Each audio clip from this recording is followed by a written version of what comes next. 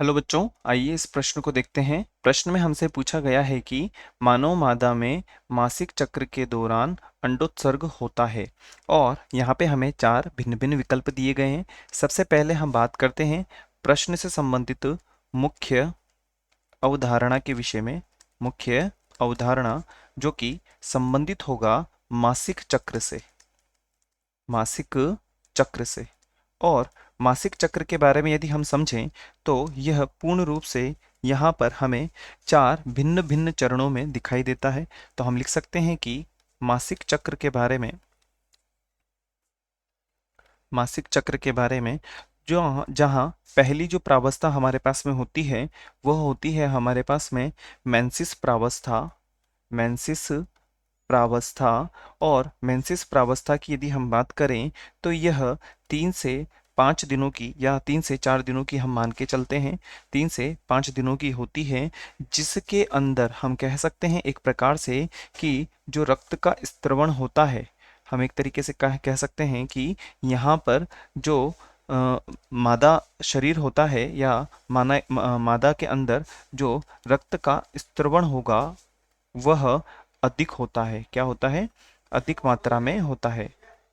अधिक मात्रा में होता है। अब यदि हम बात करें मेंसिस प्रावस्था के बाद में जो द्वितीय प्रावस्था होती है वह होती है हमारे पास, हम कह सकते हैं प्रचुरो भवन प्रावस्था। और यदि इसके बारे में हम बात करें तो यह हमारे पास में 7 से 10 दिनों की अवस्था होती है। और इस अवस्था के बारे में यदि हम समझना चाहें तो यहाँ पर क्या होता है, हार्मोन में कमी आती है और यह कमी हमें एकदम से देखने को मिलती है। हम कह सकते हैं कि हार्मोन में कमी दिखाई देती है। हार्मोन में, और ये कमी एकदम दिखाई देती है जिसकी वजह से हम कह सकते हैं, जिसकी वजह से जो LH है इसमें भी कमी आती है और FSH की अगर हम बात करें तो इसमें भी हमें कमी दिखाई देती है। और इस प्रावस्था के दौरान ही क्या होता है, हम लिख सकते हैं कि एंडोमेट्रियम का निर्माण होता है। एंडोमेट्रियम का निर्माण होता है। अब हम बात करते हैं अन्य प्रावस्था के बारे में, और ये प्रावस्था जो संबंधित होगी ये संबंधित होगी निषेचन से। अब यहाँ पर हम बात करते हैं तीसरे नंबर की जो प्रावस्था है वह है निषेचन से।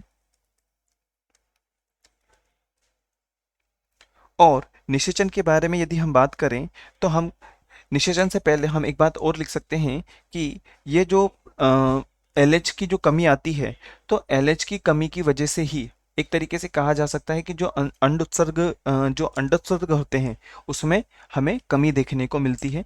तो निषेचन की हम प्रावस्था के बारे में बात करें तो हम कह सकते हैं कि जब 14 दिन का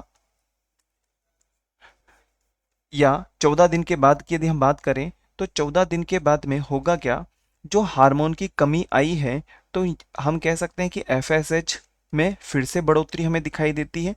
और LH की यदि हम बात करें तो LH मुख्य रूप से अगर देखा जाए तो LH के अंदर हमें एकदम से बढ़ोतरी दिखाई देती है। और इस वजह से यहाँ पर हम कह सकते हैं कि जो अंडोत्सर्ग होते हैं,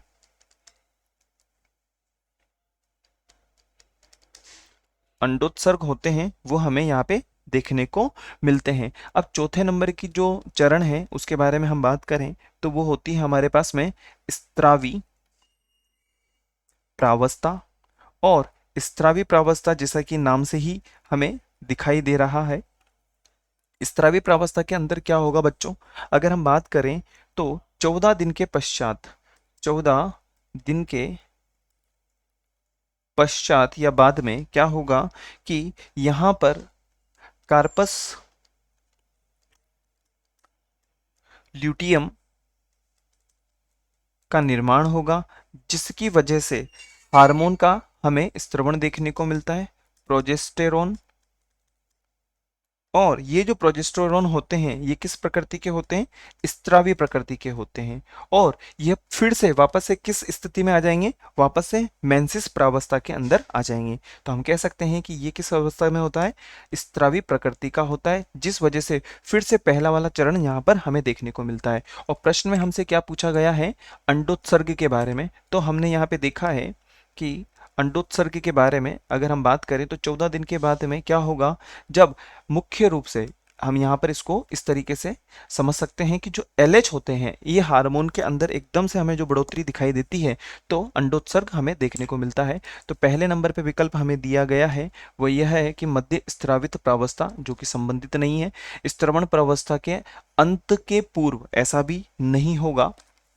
अगर हम बात करें प्रचुरो भवन के बारे में तो ऐसा भी नहीं होता है, क्योंकि ये तो हमारे दूसरे नंबर की ही अवस्था होती है जिसके अंदर क्या होता है? जिसके अंदर हार्मोन की कमी दिखाई देती है, और हार्मोन की कमी की वजह से क्या होता है? एंडोमेट्रियम का निर्माण होता है। और यदि हम बात करें प्रचुरो भवन प्रावस्था के अंत में, तो सही बात है, इस अवस्था के अंत में अंडोत्सर्ग हमें देखने को मिलते हैं। तो हम ये कह सकते हैं कि विकल्प डी जो है वो हमारे प्रश्न की मुख्य अवधारणा की पूर्ण रूप से अनुपालना कर रहा है। अतः विकल्प डी हमारा सही एवं वांछित उत्तर होगा। आशा है आप इसे अच्छी तरह समझ गए होंगे।